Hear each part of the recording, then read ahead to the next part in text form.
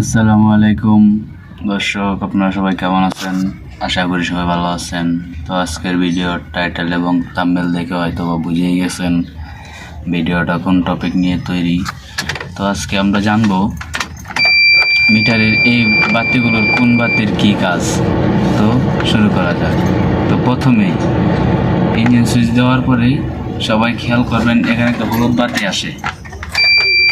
এই হলুদ বাতিটা জ্বলে কিনা, এটা হচ্ছে আপনার ইঞ্জিন হিট হয়ে গেলে বাতিটা বন্ধ হয়ে যাবে।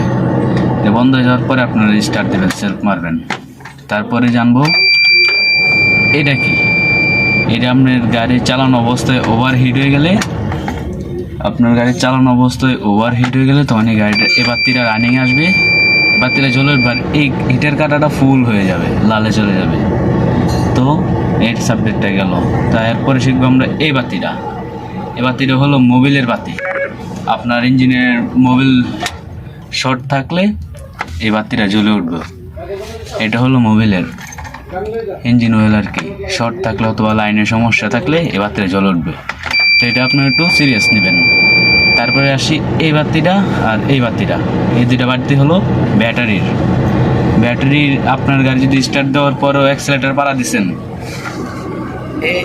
এই অ্যাক্সিলারেটর পাড়া দেওয়ার পরও দেখেন এই বাতিটা না যায়, তাহলে মনে করবেন আপনার গাড়ির ডাইনামো থেকে ব্যাটারিতে কোনো চার্জ যাচ্ছে না আর কি, সমস্যা। এটি আপনারা ভালো করে খেয়াল করবেন। এই দুইটা বাতি এটি জ্বলে উঠলে আপনারা সিরিয়াস নেবেন, এই বাতিটা আর এই বাতিটা, দুইটা বাতি ব্যাটারির বাতি।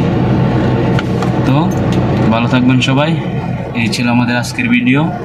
তো ভিডিওটা ভালো লাগলে লাইক এবং সাবস্ক্রাইব করে দেবেন। আর যদি আপনারা এই ভিডিও আরও চান তাহলে কমেন্টে জানাতে পারেন। তো ভালো থাকবেন সবাই, টেক কেয়ার।